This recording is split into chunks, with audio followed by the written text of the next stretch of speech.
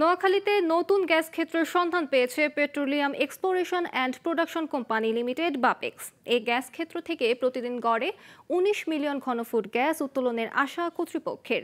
এদিকে স্থানীয়দের দাবি, এই গ্যাস থেকে বঞ্চিত হচ্ছে তারা, কারণ আবাসিক এলাকায় ২৭,০০০ গ্রাহক গ্যাস সেবা পাচ্ছে।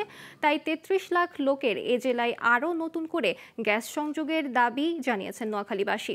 নোয়াখালী থেকে আবু রায়হান সরকারের তথ্যচিত্রে ডেস্ক রিপোর্ট। চলতি বছরের ২৯ এপ্রিল গ্যাসের সন্ধানে খনন শুরু হয় নোয়াখালীর সোনাইমুড়ি উপজেলার ওয়াসিকপুরের অম্বনগর গ্রামে বেগমগঞ্জ ৪ কূপে। এ কূপে ৩,১১৩ মিটার গভীর পর্যন্ত ৪টি স্তরে খনন করা হয়। এর আগে ১৯৭৬ ও ৭৮ সালে দুটি গ্যাস কূপ খনন করা হলেও সেগুলো থেকে গ্যাস তোলা যায়নি। এরপর ২০১৪ সালে বেগমগঞ্জ ৩ কূপ থেকে মেলে গ্যাসের সন্ধান। সেখান থেকে প্রতিদিন ৮ মিলিয়ন ঘনফুট গ্যাস ফেনী, লক্ষ্মীপুর, নোয়াখালীতে গ্যাস সরবরাহ করা হচ্ছে। এ কূপ থেকে প্রতিদিন ১৯ মিলিয়ন ঘনফুটের বেশি গ্যাস পাবার আশা করছে বাপেক্স।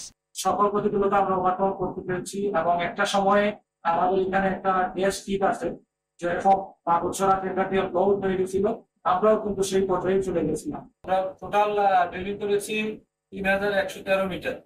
এই ফার্স্ট টেস্ট অলরেডি আমরা আশানুরূপ ফল পেয়েছি এবং সেকেন্ড টেস্ট আমরা ২-১ দিনের মধ্যে কাজ শুরু করব।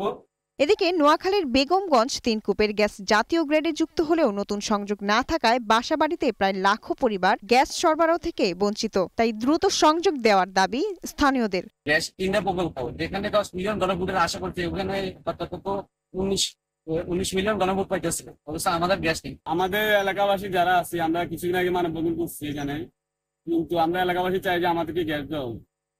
এখান থেকে ফেনী গ্যাস ট্রান্সফার করা হয় বা বাইরে ট্রান্সফার করা হয়, কিন্তু আমাদের এখানে আমরা পাই না। এলাকার জনগণ, আমাদের দেশ সম্পদ আমাদের দেশের জন্য থাকে, সবার ঘরে ঘরে যেন পৌঁছায়, আমরা এটা আশা করি।